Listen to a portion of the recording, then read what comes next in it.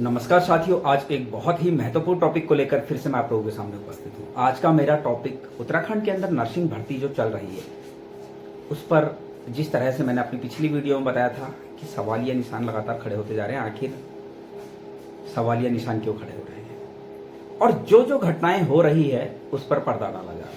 आखिर किसको बचाया जा रहा है, कौन वो लोग हैं जिनको बचाने की कोशिश की जा रही है और क्यों बचाने की कोशिश की जा रही है, किसके द्वारा बचाने की कोशिश की जा रही है, बहुत अहम है साथियों।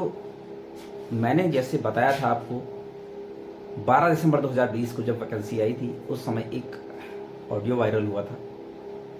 लगभग 3 साल पूरे हो चुके हैं, लगभग क्या 3 साल पूरे हो चुके हैं। 12 दिसंबर 2020 को वैकेंसी और 12 दिसंबर 2023 को 3 साल पूरे हो चुके हैं।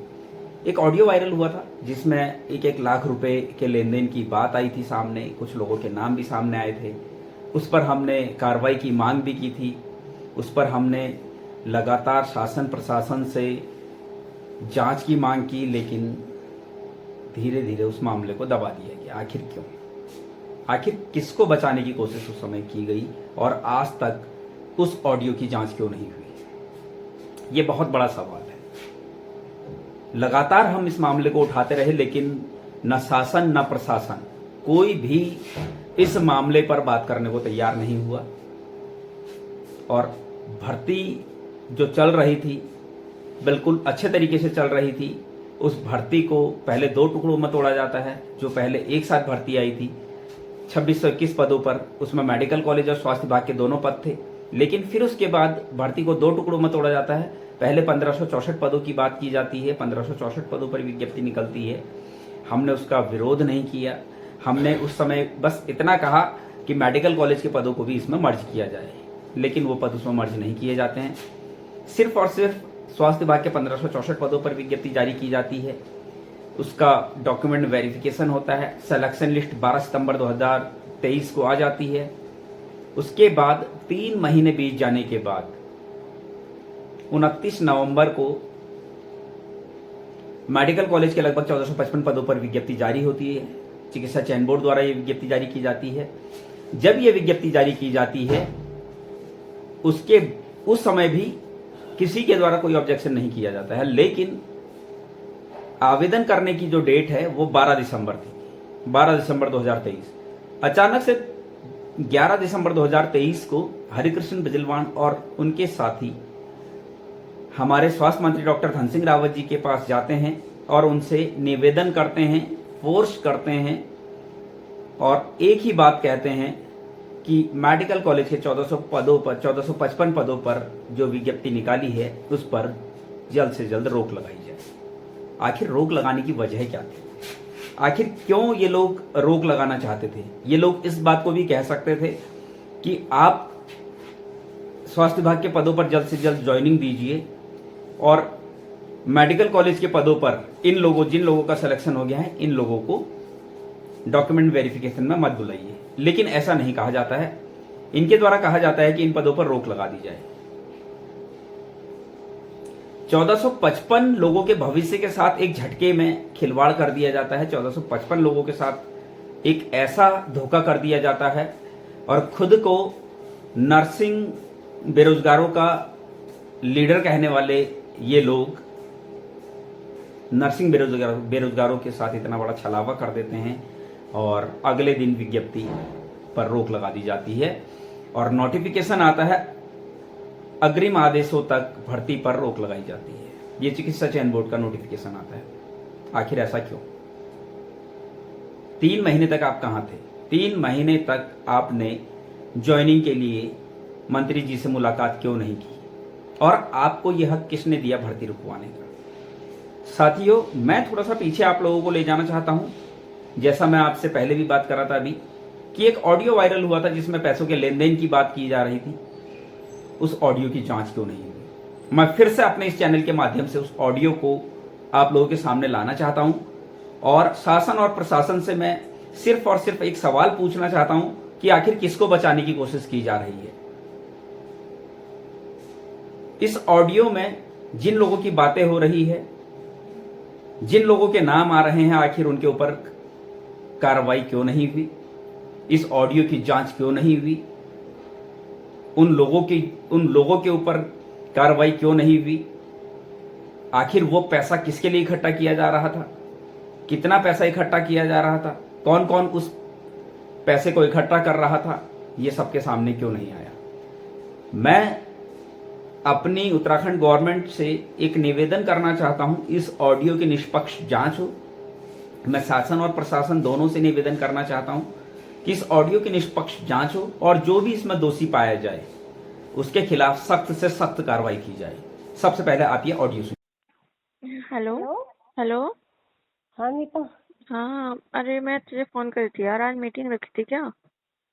हाँ। अरे हाँ, मेरे पास बागेश्वर से भी अनीता जोशी का फोन आया था ना। तब वो भी यही बात कर रही थी, तो पूछ रहे थे कि क्या कर रही है, जमा कर रही है नहीं कर रही करके। क्या कर रहे हो तुम लोग?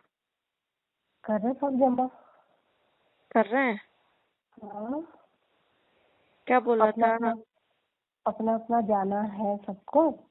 हाँ अपने अपने मतलब पीएससी में जो है उसका ले लेके, क्योंकि एक साथ तो इतना बड़ा अमाउंट लेके नहीं जा सकते है ना। हाँ हाँ। तो जो जो पीएससी में है, पीएससी से 1 दिन या 2 दिन चले जाए, वही ले जा रहे हैं पीएससी वालों का अपने अच्छा में। तब जा रहे हैं, सब दे रहे हैं, रेडी है सब देने के लिए। अच्छा। तो क्या बोला क्यों है तू हैरी भैया ने? क्या बोला? हो जाएगा बोला? वो तो उन बात तो चल रही है, ऊपर है, ऊपर काफी ऊपर तक बात हो गई है कह रहे हैं। हाँ और अभी यही लास्ट यही देने वाला चली है अभी बात। हाँ। और अभी तो 1-1 लाख रुपए बोला है, अगर बाई चांस कम पड़े तो फिर 50-50 एक हजार बार और मत। एक बार बता, कम कैसे पड़ेगा? एनआरएचएम को अंदर अभी तो एक सुन। एक एक ही लाख कह रहे हैं। तो बहना मेरी, एनआरएचएम वालों को कम से कम कुछ भी नहीं है, हम 500 लोग हैं, ठीक है? 500 लोग में भी एक लाख जमा करने में 5 करोड़ रुपए होते हैं। 5 करोड़ कम कम रकम होती है क्या? हाँ हाँ, तुझे पता है जूनियर 15-15 लाख रुपए देने को तैयार हो रहे हैं जूनियर। वो तो मुझे दिया तैयार, क्या दे भी दिया, तभी तो रिटर्न एग्जाम हो रहा है। 10 जुलाई तक किसी भी हालत में हो जाना है। एग्जाम। हाँ, 10 जुलाई तक किसी भी हालत में पेपर हो जाना है रिटर्न। शायद हाँ ना। आजकल 2-3 तारीख तक आ जाएगा, वो आ जाएगी, हाँ डेट आ जाएगी। तो तभी तो फिर हमारा भी तभी कर रहे हैं फटाफट। परसों तक उन्होंने कहा अमाउंट पहुंचा दो। कल ही हैरी भैया तो वैसे कल ही लेके आओ करके, तो अब एकदम एक दिन में तो पॉसिबल नहीं हो सकता ना। तो परसों तक का टाइम दे रखा है, तो परसों सब अपना अपना जाएंगे। हेलो। हाँ हाँ। परसों सब अपना अपना जाएंगे, लेके जाएंगे अपना अमाउंट। अच्छा। तब और बता रहे हैं 100% हो जाना है? 100% वाली गारंटी तो नहीं है। अगर बाई चांस खुदा ना खास्ता, वैसे तो बात हो ही गई है, हो रहा है। अगर नहीं होता क्योंकि हमसे तो ये बोला था कि हम लोग लगे हैं, 1% अगर नहीं होता है तो रुपए वापस जाएंगे, ठीक है? हाँ ऐसा कह रहे तो हैं, हाँ पैसे वापस हो हाँ, जाएंगे। तो हम लोगों ने ये कहा था उनसे कि जो ऊपर है वो 100% हम 500 लोग जमा करेंगे, तो 500 लोगों का रुपये दे देगा वो, अगर 1% नहीं होता है तो बाई चांस, ठीक है? हाँ ना, तो क्यों मगर नहीं पूरी बहन 5 एक करोड़ पूरी सुन, रकम एक पूरी दे। ठीक है चल, एक मान सोच ले, 500 लोगों का 5 करोड़ रुपए, ठीक है? संविदा तरफ ये थोड़ी कि एक पर्सनल के नाम से जाएगा। वो ये जाएगा कि ये संविदा वालों की तरफ से हो गया, ठीक है, हाँ तो जितने संविदा वाले। ये तो है ना, तभी तो कह रही हूँ। फिर मान ले अगर हाँ 1% नहीं होता है, ठीक है, अगर जो जो ऊपर करने वाला है वो ये कहेगा कि ठीक है, अगर मैंने इतनी मेहनत करी है, ये हुआ, अगर तुम्हारा नहीं हो पाया तो मुझे बाकी का थोड़ा बहुत तो जो मेरा आने जाना, जो मैंने तुम्हारी हेल्प करी थी या मैंने जो सोर्स लगाया था उसका कमीशन चाहिए बोलेगा, ठीक है? हाँ। तो वो कम से कम कुछ भी नहीं तो 50 लाख रुपए तो लेगा ही लेगा। क्यों लेगा यार, पागल है क्या? जब काम अरे है नहीं तो यार पैसा बहना क्यों लेगा? मेरी, ये चीज मैं बहुत सालों से हम लोग देखते आ रहे हैं, ठीक है? बीच में ऐसे ही पटवारियों में भी हुआ था, 25 लाख रुपए जमा हुए थे, मगर वहाँ 26 करोड़ या 27 करोड़ पहुंचे थे। तो तो पता है क्या हुआ था? फिर सचिव ने सारे रुपए गबन कर दिए, किसी को रुपए वापस नहीं हुए अभी तक। ऐसा अब क्या गया, थोड़ा तो रिस्क उठाना पड़ेगा यार। हाँ तो रिस्क उठाना पड़ेगा, मगर मैं इसलिए कह अब रही थी एक ही क्योंकि लाख रुपए की सुन बात है, वहाँ सुन बच्चे 15-15 लाख रुपए अरे देने को प्रियंका तैयार है। बहना, मैं इसलिए कह तो रही थी एक कल। लाख तो कुछ भी नहीं हुए। हाँ हाँ, वो तो मुझे मालूम है, मगर कल कोर्ट केस का तो देख लो, कोर्ट केस में क्या हाँ होता है। हाँ, कल परसों तक तो, कल थोड़ी दे रहे हैं, परसों तो जा रहा है ना, परसों तो दे रहे हैं। तो मगर ये बागी सर से अभी अनीता का फोन आया था कि वो कह रहे हैं कि जमा करो है। तो मैंने अमिता अजीमन से भी बात करी थी, वो भी कह रही है कि यहाँ पर आधे लोग मान ही नहीं रहे हैं, जैसे रूपिका हो गई, हेमा आर्या हो गई, ये लोग सब थोड़े पता है, कंफ्यूजन है। सब कंट्रीब्यूट करने लग गए हैं, धनसिंह नगर में और ये हल्द्वानी में, इन सबों ने तो कंट्रीब्यूट कर भी लिया है। पता नहीं यार, मुझे तो बागेश्वर का तो अब पता है बेचारों कि ने इतनी बागेश्वर और मेहनत उत्तर। कर, अपने पिथौरागढ़ की अपनी लड़कियां ज्यादा कंफ्यूज हो रही है। अब यार थोड़ा तो विश्वास किसी में करो, इतना मेहनत वो इंसान कर रहा है, अगर वो लोग नहीं लड़ता, वो हिम्मत नहीं दिखाते तो कोई भी नहीं लड़ता, तो आज हमको ये ऐसा रिलीव ही नहीं होता। ये तो मैं भी आज जानती हमें, हूँ यार, ये तो मैं चलो जानती हूँ, मगर ये है ना। कि ये तो मैंने भी पहले कहा था ना, क्योंकि परसों हाँ। परसों जब बात हुई थी मेरी, परसों नरसा हमारी, मेरी और अनीता और गोविंद भैया की बात हुई थी, तो वो कह रहे थे कि मेरिट की बात करते हैं हम लोग 30 नंबर की, ठीक है, तो 30 नंबर तो मिल मेरिट, जाएंगे बोल के। मेरिट तो वाला हमने, तो मेरी बात बकवास सुन, है। मैंने हाँ। फिर हम लोगों ने कहा मेरिट में कोई नहीं मानेगा, बाई चांस मान ले जिसके 60% है उसको 30% ही मार्क्स मिलते हैं, तो 90 तो पहुंच रहा है वो, और हाँ। जिसके 70 है, जिसकी 80 है, वो तो आगे निकल जाएगा। बाकी बचे, वैसे बहुत से लोग सीनियर जो है उनकी कम परसेंटेज है ना, सीनियरों की कम है, हम्म, सीनियरों की 62, 65, 60 ऐसी है, ठीक है। अब हम्म, उनको 30% भी मिलता है तो कोई फर्क नहीं, मेरिट में उनका नाम ही नहीं आता। बात वो कि हम्म, वही रह जाती कि उनका नहीं होता, औरों का हो जाता है ना। तो हम लोगों ने ये मना किया था, तो हमने ये बोला था कि एनआरएचएम को अंदर करने वाली बात करो करके, तो शायद उन लोगों ने एनआरएचएम को अंदर करने वाली बात करी होगी, तब शायद वो जाके उसने भी जो ऊपर जिनसे बात हुई है वो भी यही कह रहे कि एनआरएचएम को अंदर करने वाली बात करते हैं करके ना।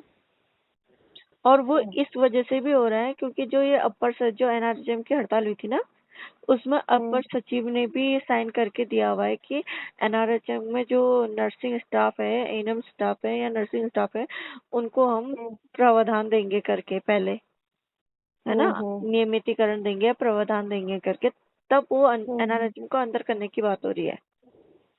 अब वो, अच्छा अच्छा। हाँ, तो इसलिए मैं भी तुमसे यही कंफर्म करना चाहती थी, रुपए जमा कर रहे नहीं कर रहे हो, नहीं तो अनीता गई थी यहाँ से, मेरे मैं तो जा नहीं पाऊंगी क्योंकि मेरे तो छोटा बच्चा है, देहरादून जाना मुश्किल होगा। मैं इसलिए बोल रही थी कि कोई मेरा ले जा देगा तो अच्छा हो जाएगा करके ना। हम्म। तो अगर बाई चांस तू जाएगी तो तू मेरा ले जा देगी। मैं तो नहीं जा रही यार। कौन जा रहा है? मैं तो पंकज जा रहा ना, वो बसंती का लेके जा रहा था, कौन उसी जा को रहा दे है? दे लो। वो नहीं ले पंकज। जा देगा तो फिर, हाँ मेरी बहन है उधर देहरादून में ही है, तो मैं कह रही हूँ कि तेरे को दे देती हूँ, तो तू डाल दे, तू उसको पहुंचा देना करके। ठीक है, फिर मैं भी देखती हूँ फिर क्या होता है मेरा भी। अगर ऐसा कंफर्म होता है तो मैं भी कल, वैसे तो मेरी मौसी है ना वहाँ पर, मौसी लोग हैं, हम्म। मामा लोग हैं, मामी लोग हैं, उनसे अगर बात होती है तो उनसे कह देती हूँ फिर मैं भी। हाँ, कोई रिश्तेदार है तो उनसे बोल दे खाली दूर जाना, हाँ, ये ऐसा है हो ना। सकता है फिर। वही तो। देखती हूँ फिर मैं भी, मैंने इसीलिए फोन किया था, मैंने सोचा क्या पता तू जा रही हो तो, क्योंकि प्रशांत बीच में तुम लोग कह रहे थे ना कि अगर वहां जाना पड़े तो हम जाएंगे करके। अचानक सडनली छुट्टी नहीं, वहां पर झूलाघाट में कोई है नहीं, रावत भैया है नहीं, गए हुए हैं वो शादी में। हम्म। वो भी आज मिट्टी में 1,000 की गाड़ी बुक करा के आई हूँ मैं। सुन, वो चौहान जी नहीं जा रहे? चौहान जी कहाँ? चौहान जी नहीं जाएंगे तेरा तुम? देहरादून? हाँ, नहीं तो वो तो जाएंगे, उनकी वाइफ थोड़ी है कनाडा में। क्योंकि वो भी तो ग्रुप में जुड़े हुए हैं। तो संविदा में थोड़ी है। अच्छा, संविदा में नहीं है ना? अभी तो सिर्फ संविदा वालों का हो रहा है, NHM वालों का। अच्छा अच्छा, ठीक वो है फिर। NHM में थोड़ी है। ठीक है, देखते हैं फिर। और क्या कहते हैं, और बाकी पता नहीं कौन कौन सब अपना अपना पर्सनल जाओ करके बोला ना उन्होंने। मीना, एक बार बताओ, पर्सनल पर्सन जाके भी थोड़ा वो होता है ना, पर्सनल पर्सन भी कोई अगर जो नहीं जा सकता है उसका तो थोड़ा बहुत अध्यक्ष थोड़ा ने एक सोचना चाहिए दूसरे ना। का ले जा दो, जो जैसे कि एक PSC से तुम्हारी लीना दीदी से बात नहीं हुई तेरी? लीना दी इतनी बिजी है, फोन ही नहीं उठाती है वो। उनकी मम्मी बहुत सीरियस हो रही है। अच्छा। हाँ, फिर सीरियस भी हो रही है, फिर शायद उनकी मैरिज का भी कुछ ऐसा हो रहा है ना, मैरिज के लिए भी बात चल रही है शायद ना उनकी। तो उसमें भी थोड़ा कंफ्यूज हो रही है दीदी, कब करूं करके। थोड़ा बिजी हो रही है वो। अच्छा अच्छा। वो तो है ही नहीं, 1-1.5 महीना हो गया नहीं है अभी वो। अरे हाँ, विदाउट पे चल रही क्या? वो वैसे विदाउट पे भी क्या, पे निकल जाती है, थोड़ा बहुत बातें करे, थोड़ा बहुत वहाँ खिला देगी, बस निकल जाएगी। अच्छा अच्छा। मैंने तो तुझे अच्छा फोन किया था, क्या पता तू प्रशांत के साथ जाए करके ना। ना रे, कहाँ जाती हूँ, कितना खर्चा हो जाता है बाबा। पिछले बार गई थी क्यों, 20-25 हजार रुपए खर्च हो जाता है। ज्योति भी यही पूछी थी, तुम जमा कर रहे हो नहीं कर रहे हो करके। तो हाँ। हम भी सब कंफ्यूज हो रहे थे। तो फिर मैंने पता किया, तो बबीता भी कह रही है दीदी जमा करूंगी, नीलम भी कह रही है जमा करूंगी। तो मैंने कहा यार 1 ही लाख की तो बात है, मैं भी कर देती हूँ फिर। हाँ सब कर रहे हैं यार, 1 लाख रुपए की तो बात है, वहाँ 15-15 लाख दे रहे हैं बच्चे। बच्चों ठीक। में कितनी यूनिटी है पता, जूनियर्स में कितनी यूनिटी है, एक हम लोग में यूनिटी नहीं है पता। अरे यार ये है ना, पता है सीनियरों में क्या है ना, वो अपनी नौकरी छोड़ सकती है ना, वो अपना हाँ घर बार छोड़ सकती है। और वो सोच रही है कि घर में ना वो रुपए दे सकती है, वो सोच रही है कि घर में बैठे बैठे सब कुछ हो जाए। वही तो, अब थोड़ा बहुत लाइफ में रिस्क तो उठाना ही पड़ेगा। अब 1 लाख रुपए क्या होता है, तुम 1 लाख रुपए तो तुम्हारी पक्के हो जाओगे तो तनख्वाही होगी है। हाँ, देखते हैं यार क्या होता है। ठीक है, मैं भी अगर अगर बाय चांस तेरा भी कोई सोर्स होगा, अगर मैं नहीं जा पाऊंगी तो बताना यार प्रियंका, मैं दे दूंगी। चल ठीक है, मेरा तो बताया पंकज अगर ले जा देता है तो ठीक है, नहीं तो फिर मेरी कजन है, बहन है वहाँ पर, स्वीटी दीदी, हाँ, तो उसको स्वीटी बात, तो है तेरी। उससे बात करी थी मैंने। ठीक है, फिर मैं उसने भी कहा अगर ठीक है बताना, डाल फिर देना अगर बाय कहीं। चांस अगर तेरा भी कोई होगा तो बता देना मुझे कुछ, अगर मेरा तो मुश्किल ही लग रहा है थोड़ा सा। ठीक है ठीक है। है। हाँ बता देना प्लीज। Okay okay. हाँ, हम्म। ठीक है। ठीक है।